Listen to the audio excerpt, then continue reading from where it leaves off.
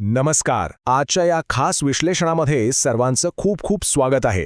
लहान मुलांना जीव घालणं, बापरे, हा जगातल्या प्रत्येक घरामधला एक सर्वात मोठा आणि रोजचाच प्रश्न आहे, बरोबर?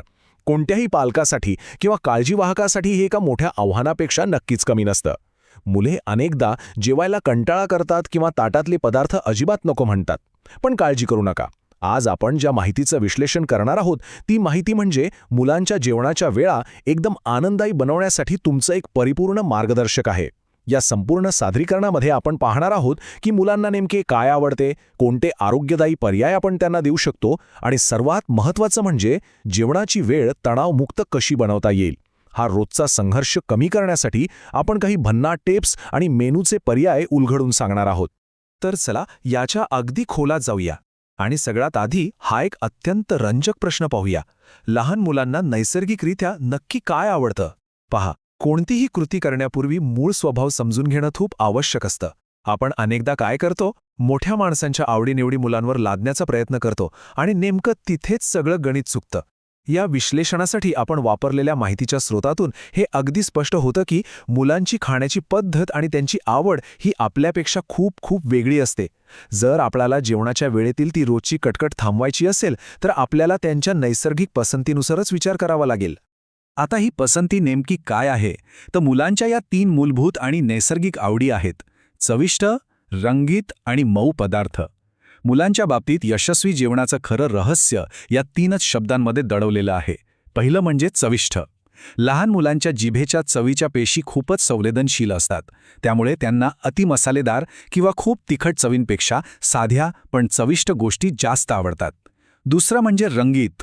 मुले जेवण फक्त जिभेने नाही तर डोळ्यांनीही खातात. त्यांच्यासाठी ताटातले रंग खूप खूप महत्त्वाचे असतात. आणि तिसरं म्हणजे मऊ पदार्थ. साहजिकच आहे, मऊ गोष्टी चघळायला आणि गिळायला अगदी सोप्या असतात. यामुळे मुलांची ऊर्जा खाण्यात जास्त खर्च होत नाही आणि त्यांना तो पदार्थ खाताना अजिबात त्रास होत नाही. या 3 गोष्टींचा योग्य समतोल साधला की मुले जीवनाकडे आपोआप आकर्षित होतात. तर हे झालं मानसिक शास्त्र. आता प्रत्यक्ष काय बनवायचं ते पाहूया. भाग 1, आरोग्यदायी आणि चविष्ट मेनू पर्याय. आणि सोबतच पाहूया असे 10 पदार्थ जे मुलांच्या अगदी पसंतीचे आहेत. आणि हे अतिशय उत्तम प्रकारे दर्शवतं की दिवसभरात मुलांच्या आहारात कशी विविधता आणता येईल. इथे आपण 2 मुख्य भाग पाहू शकतो. पहिल्या कॉलममधील भरपेट जेवण पाहिलंत? यामध्ये आपले पारंपरिक पदार्थ आहेत, जसे की गरमागरम मऊ खिचडी आणि त्यावर थोडं साजूक तूप, जे अत्यंत पौष्टिक असतं. त्यानंतर दही भात आणि डाळ भात, जे पचायला अगदी हलके आणि चवीला तर उत्तम असतातच.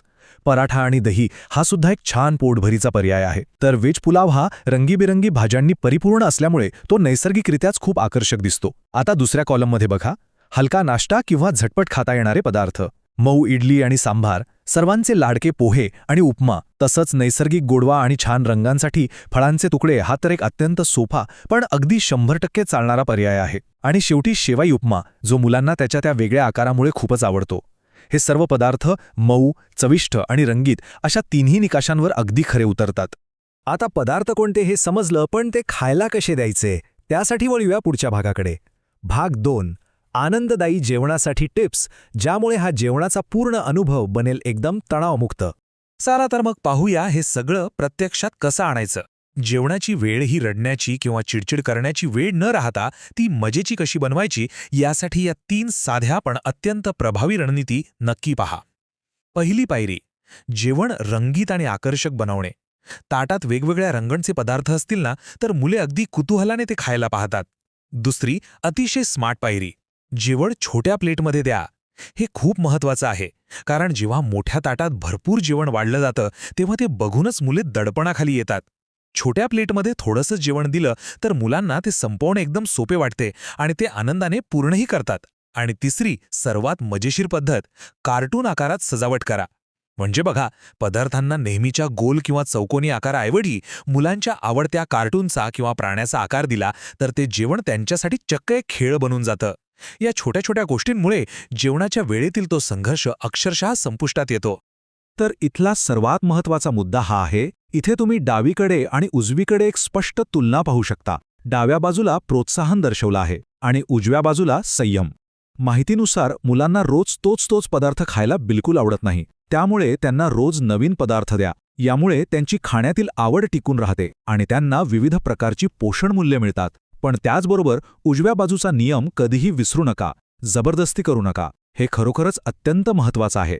जर एखाद्या दिवशी मुलाची खायची इच्छा नसेल किंवा त्याला एखादा पदार्थ आवडला नाही, तर बळजबरी केल्याने जेवणाबद्दल त्यांच्या मनात कायमची एक नकारात्मक भावना निर्माण होऊ शकते. त्यामुळे नवनवीन गोष्टी खायला देणं आणि त्यांच्या भुकेचा आदर करणं, या दोन्हीमध्ये एक छान संतुलन राखणं हाच यशाचा खरा मार्ग आहे. आजच्या या संपूर्ण विश्लेषणातून आपण हे नक्कीच शिकलो की मुलांना समजून घेऊन त्यांच्या आवडीनुसार थोडासा कल्पक बदल केला तर जेवणाची वेळ खरोखरच आनंदाची होऊ शकते. मऊ पदार्थ, थोडे रंग आणि सादरीकरणात थोडीशी सर्जनशीलता, ह्या गोष्टी अगदी जादूसारख्या काम करतात. आणि हो, हे सगळं आता सहज शक्य आहे बरं का. ह्या माहितीचा वापर आपण आजपासून लगेच सुरू करू शकतो. तर जाता जाता एका मजेदार प्रश्नाचा विचार नक्की करूया. उद्याच्या जेवणात कोणता नवा कार्टून आकार असणार आहे?